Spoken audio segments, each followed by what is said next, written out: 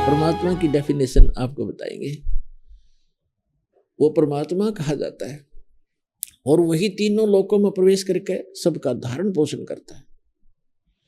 अब गीता अध्याय नंबर 8 के श्लोक नंबर 1 में अर्जुन ने पूछा कि हे भगवान, आपने 7वें अध्याय के 29वें श्लोक में जिस तत्परम के विषय में कहा है कि उस तत्परम को जानकर, सारे अध्यात्म ज्ञान को समझकर और सभी कर्मों से परिचित प्राणी केवल जरा और मरण से छूटने का, मोक्ष पाने का ही प्रयत्न करता है। यह संसार की किसी वस्तु की डिमांड नहीं रखता, इच्छा नहीं रहती।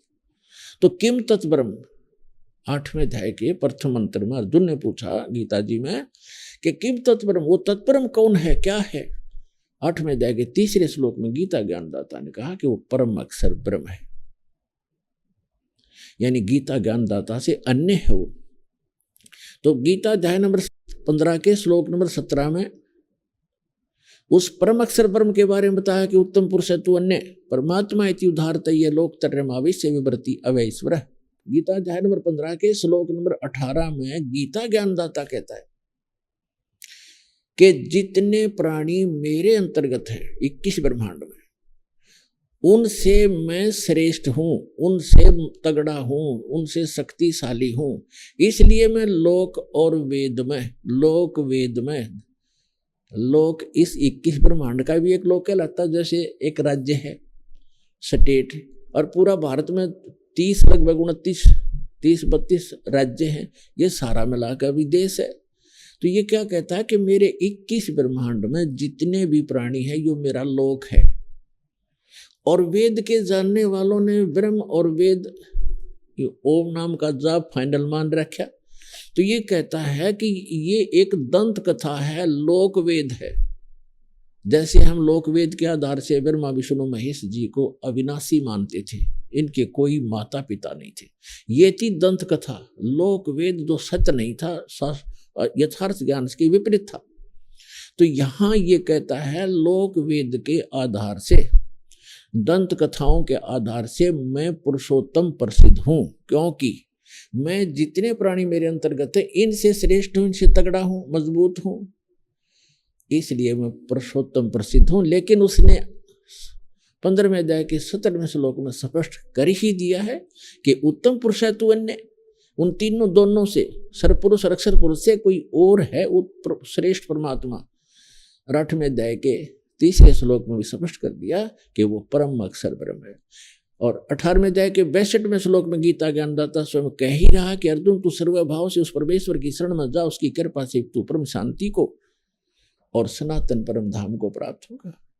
और गीता अध्याय नंबर 2 के श्लोक नंबर 12 में, गीता अध्याय नंबर 4 के श्लोक नंबर 5 और 9 में, गीता अध्याय नंबर 10 के श्लोक नंबर 2 में ये स्वयं का स्वीकार करता है कि अर्जुन तेरे और मेरे बहुत जन्म हो चुके हैं। गीता ज्ञानदाता, तू नहीं जानता, मैं जानता हूं। और मेरी उत्पत्ति को ये देवता लोग भी नहीं जानते, क्योंकि ऋषि नहीं जानते, क्योंकि मेरे से उत्पन्न हुए। तो 21 ब्रह्मांड में जो भी प्रजा है ये सारी ब्रह्म से ही उत्पन्न हुई है। और दुर्गा और इसके संयोग से फिर आगे नर नारी करके अपने आप परिवार बनते चले गए। तो यहां जो प्रसंग चल रहा है कि ये कितना प्रभु है, कितना स्वामी है, ये परिभाषा बता रहे हैं आपको प्रभु की, स्वामी की। तो 21 ब्रह्मांड का स्वामी ये ब्रह्म है। यहां जन्म और मृत्यु सदा बनी रहेगी। इसको श्राप लगा हुआ है 1 लाख मानव शरीरधारी प्राणियों का आहार करने का, जिसके लिए इसने व्यवस्था कर रखी है। जन्म और मृत्यु सदा रहेगी इसके लोक में। यहां से निकल जाएंगे उस परम पिता परमात्मा के बताए मार्ग अनुसार साधना करके, मर्यादा में रहते हुए हम यहाँ से निकल जाएंगे, तो फिर ऐसे स्थान पर चले जाएंगे जहाँ जन्म मृत्यु नहीं होती। यहाँ तो आपने जाना पड़ेगा। आप चाहे अपने आप को कितना ही व्यवस्थित मान रहे हो और कितना सुख मान रहे हो बेटे और बेटियों का, कार और कोठियों का, ये आपकी नहीं है। आपका कब समझ में आवेगी ये तो आपकी भक्ति और आपकी आस्था पर निर्भर करता है। ये स्थान आपका नहीं है। आज याद कर लो, और चाहे फिर जिस दिन वो टाइम आओगा आपका जाने का फिर याद कर लियो। उस समय कुछ नहीं बनेगा।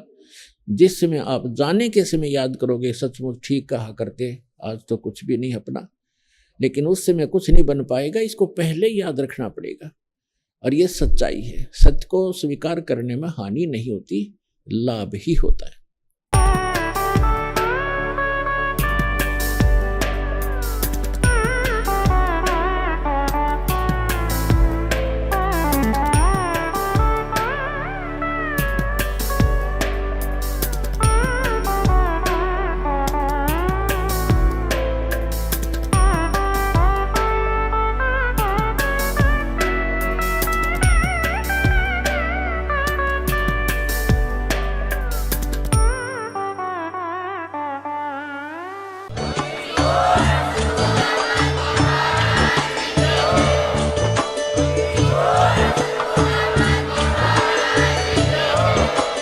आप सुन रहे थे जगत गुरु तत्वदर्शी संत रामपाल जी महाराज जी के मंगल प्रवचन। अधिक जानकारी के लिए विजिट कीजिए हमारी वेबसाइट www.jagatgururampalji.org। संत रामपाल जी महाराज जी के शुभ आशीर्वाद से पूरे विश्व भर में 500 से भी ज्यादा नाम दीक्षा केंद्र हैं, जिन पर संत रामपाल जी महाराज जी द्वारा ऑनलाइन निशुल्क नाम दीक्षा दी जा रही है। अपने नजदीकी नाम दीक्षा केंद्र का पता करने के लिए संपर्क करें 8222880541।